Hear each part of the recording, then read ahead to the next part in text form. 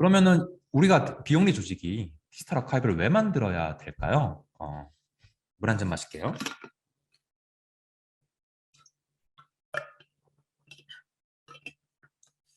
먼저 이 부분은 가장 저보다도 여기에 수업을 듣고 계시는 많은 분들이 더 많이 알고 계실 텐데 시민사회의 기록 관리에 대한 관심이 높아졌습니다. 지금 이렇게 많은 분들이 이 수업을 듣는 이야기 것도 바로 관심이 높아졌기 때문이라고 생각하는데요. 음, 대한민국의 민주주의는 이 수많은 시민단체, 비영리 조직들이 이끌어난 결과라고 저는 믿고 그렇게 생각합니다. 그래서 예전부터 거의 80년대에서부터 많은 시민단체들이 나왔고 그 시민단체들의 역사가 이제 좀 길어졌어요. 근데 그런 수많은 사람들의 를 통해서 이제 민주주의가 많이 발전해 왔고요. 근데 최근에 들어서는 단순히 민주주의뿐만 아니라 환경, 복지, 교육, 의료, 문화, 여성, 청소년 이런 소수자 이런 다양한 의제들이 많이 생겨나고 있죠. 그래서 이 다양한 의제를 다루고 있는 시민단체들도 많이 생겨나고 있습니다. 최근에는 경제적 활동, 시민단체의 경제적 활동도 중요해지면서 사회적 기업도 의 형태도 나오고 협동조합도 있고 마을기업 등의 형태로 다양한 변화들이 사례들이 발생하고 있습니다. 그러다 보니까 다양한 활동들을 하고 역사가 길어지다 보니 우리의 역사를 잘 정리할 수 있는 방안에 대한 고민이 많이 생겨나기 시작했어요. 그리고 또 세분화돼서 전문적으로 주제별로 다양화 전문화가 되면서 조직의 개성을 보여줄 수 있는 방식 그리고 이를 외부에 잘 홍보하고 보여줄 수 있는 수단 역시도 필요해진 거죠. 동시에 시민 활동에 대한 대중들의 관심도 많이 높아지면서 후원자들도 많이 생겨나고 있습니다. 그리고 후원자들은 또 이 시민단체가 우리가 후원하고 있는 목적에 맞게끔 잘 활동들을 하고 있는지에 대한 투명성에 대한 요구도 증대하고 있어요. 그런데 이제 이것을 어떻게 그러면 그 투명성을 우리가 보여줄 수 있을까에 대한 관심도 같이 드러나고 있는 거죠. 저희는 디지털 아카이브가 바로 그 역할을 할 수 있다고 생각을 합니다.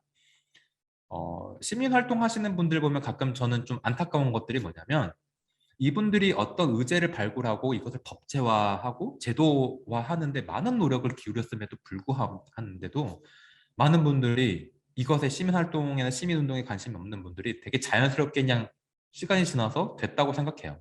누군가의 노력이 분명히 있음에도 불구하고요. 혹은 특정 정당이 그 일을 다 했다고 생각하기도 해요. 그래서 시민단체에서 많은 일들을 했음에도 그게 좀 잘 드러나고 있지 않다라고 생각하는 게 저의 개인적인 아쉬움인데 시민활동을 하시는 분들 혹은 비영리 조직을 통해서 비슷한 의제들을 주장하시는 분들은 우리가 이런 역할들을 했어 라고 주장을 하시겠죠. 하지만 주장에 머무르는 경우들이 좀 있어요. 왜냐하면 이 주장을 근거할 수 있는 근거들이 많이 좀 없기 때문이에요. 있는데 그걸 잘 드러내지 못한다는 거죠. 그래서 이 기록을 활용한 증거적 가치가 많이 중요해지고 있습니다. 그래서 이제 우리가 이제 단순히 많은 활동들을 하고 있고 앞으로도 할 건데 이것을 하는 것이 활동을 하는 것으로 끝나는 게 아니라 우리가 활동을 했다라는 그 증거를 남기자. 그리고 이 증거를 우리만 가지고 있을 것이 아니라 이 이 기록을 활용해서 증거를 많이 남겨서 많은 사람들에게 서비스해서 알리자라고 하는 생각이 듭니다. 그래서 디지털 아카이브가 그래서 좀 중요하다라고 비영리 조직의 필요성이 증대하고 있다라고 설명을 드립니다.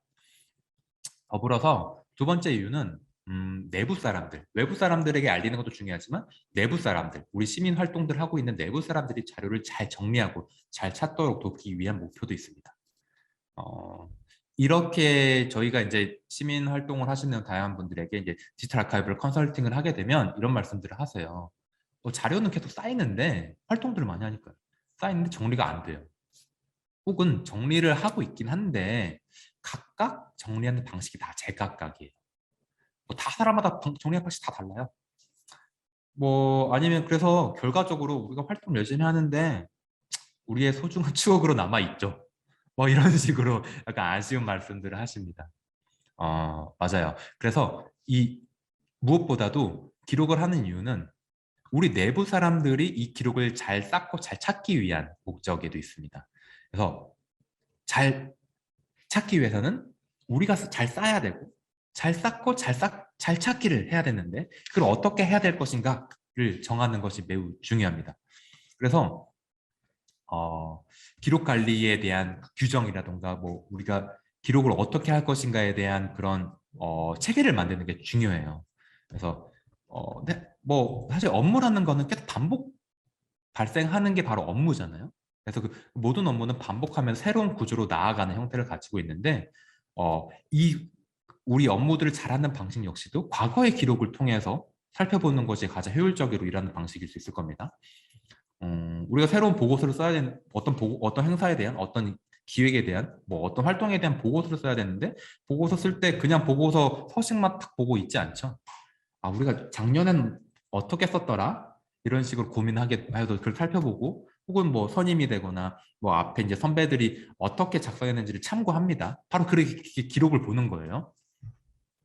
그래서 뭐 어떤 거 쓸 때 뭐 참고할 만한 양식 있어요? 서식 있어요? 뭐 어떤 뭐 내용 있어요? 라고 물어보는 게 바로 쉽게 말해서 이제 그 관련된 기록이 있어요? 라는 거예요. 또 같은 말이라는 거예요. 그래서 이 기록을 그냥 누구한테 뭐 물어봐가지고 전화해서 찾을 게 아니라 쉽게 찾을 수 있도록 잘 쌓는 게 되게 중요합니다.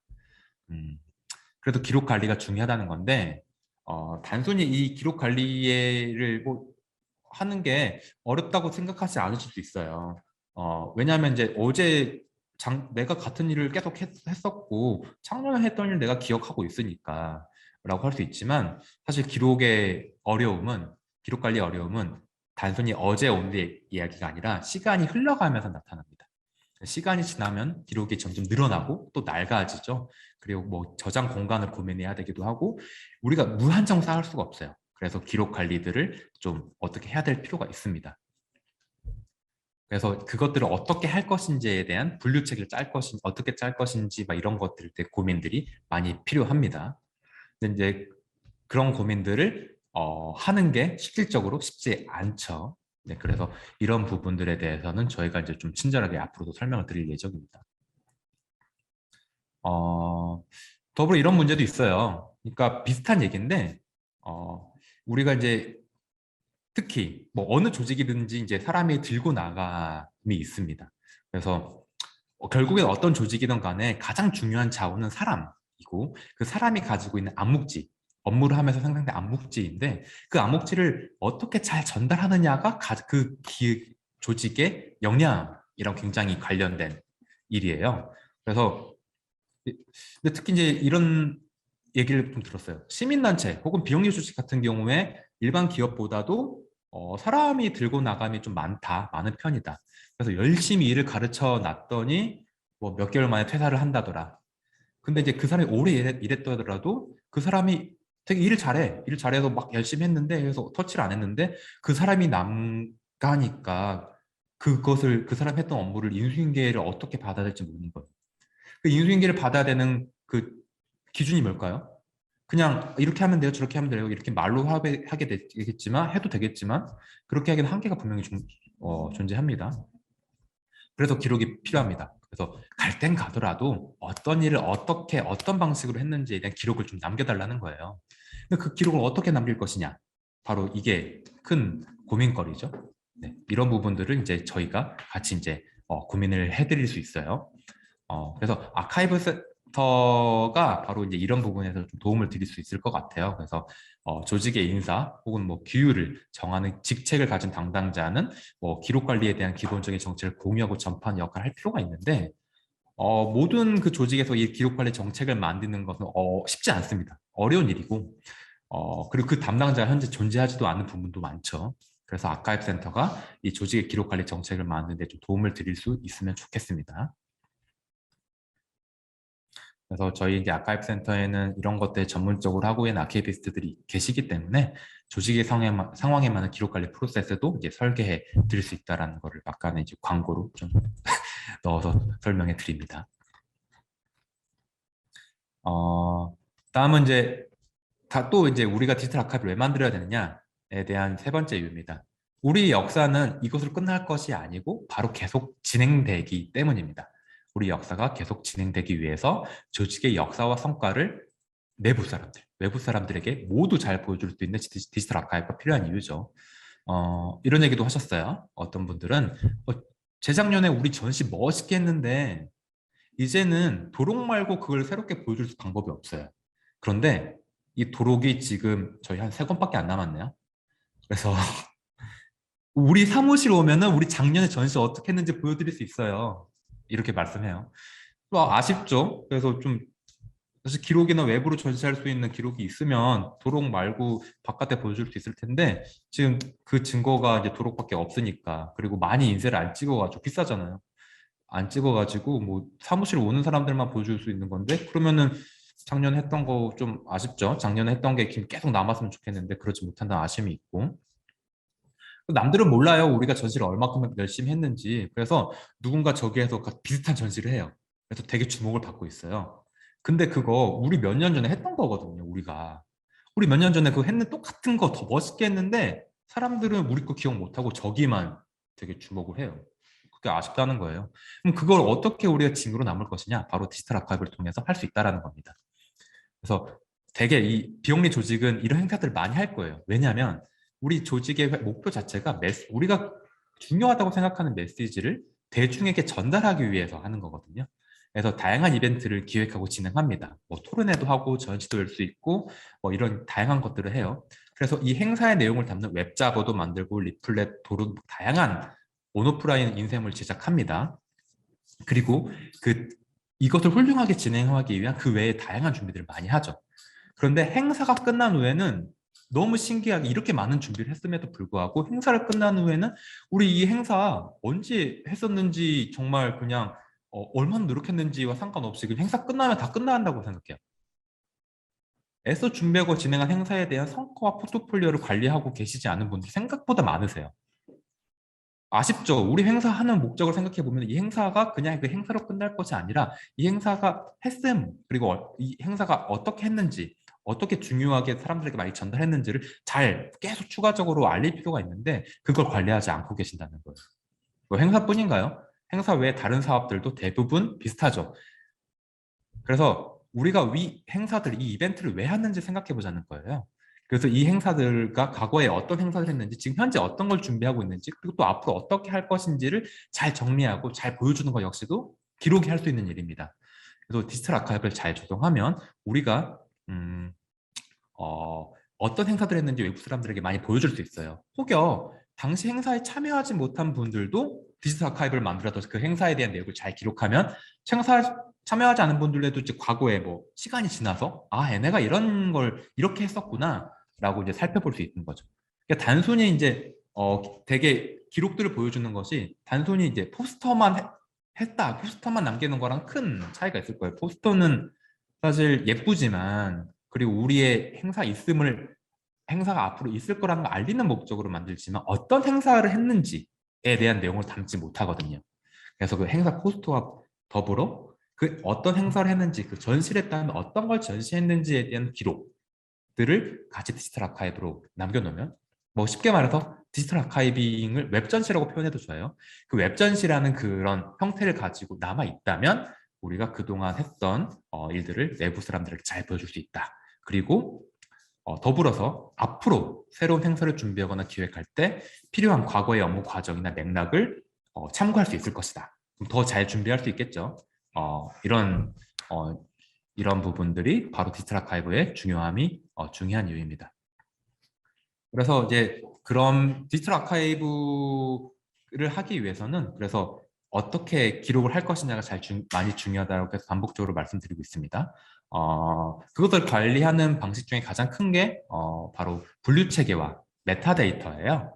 그래서 우리가 가지고 있는 기록들을 어떻게 분류할 것인지에 대한 고민이 필요하고요. 그리고 잘 검색하고 잘 탐색할 수 있도록 메타데이터, 그러니까 데이터를 잘 찾을 수 있게 하는 데이터를 잘 기입해서 관리하는 것이 중요합니다. 그런데 홈페이지에서는 메타데이터를 기입할 수 있는 창이라던가 그런 것들이 없죠. 그래서 메타데이터를 뭐 우리가 뭐 어떤 이벤트를 했는데 이제 어떤 이벤트를 했는지 그 내용을 적더라도 그냥 그 에디터에 공통적으로 하얗게 비어 있는 그 에디터에 그냥 다 한꺼번에 적고 관리하곤 합니다. 잘 쓰시는 경우에도. 근데 그러면 검색과 탐색에 그렇게 용이하지 않아요. 그 메타데이터 간에 잘 정리가 되지도 않고요. 그래서 별도로 메타데이터를 잘 정리할 수 있는 체계도 필요합니다. 디지털 아카이브에서 필요한 기능 중에 하나입니다. 네. 그리고 그것을 어떻게 잘 보여줄 것인지에 대한 고민도 필요한 것이죠. 그리고 이런 기록들을 활용해서 뭐 포스트도 제작하고 배포할 수 있고요. 뭐 그리고 타임라인도 만들 수 있고 관계망 이런 다양한 컨텐츠 형식을 통해서도 보여줄 수 있습니다. 이런 고민들을 바로 아카이브 센터가 많이 하고 있고요.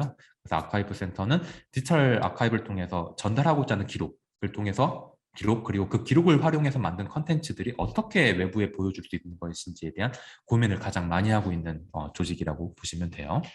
그래서 저희는 아카이브 센터는 기록을 잘 보여주는 것 그리고 잘 쌓는 것에 초점이 맞춰져 있는 디지털 아카이브 솔루션입니다.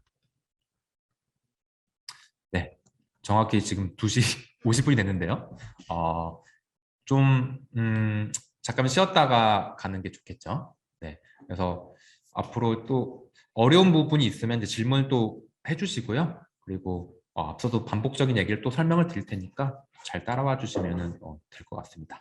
그러면 좀 10분 쉬었다가 만나 뵙도록 하겠습니다.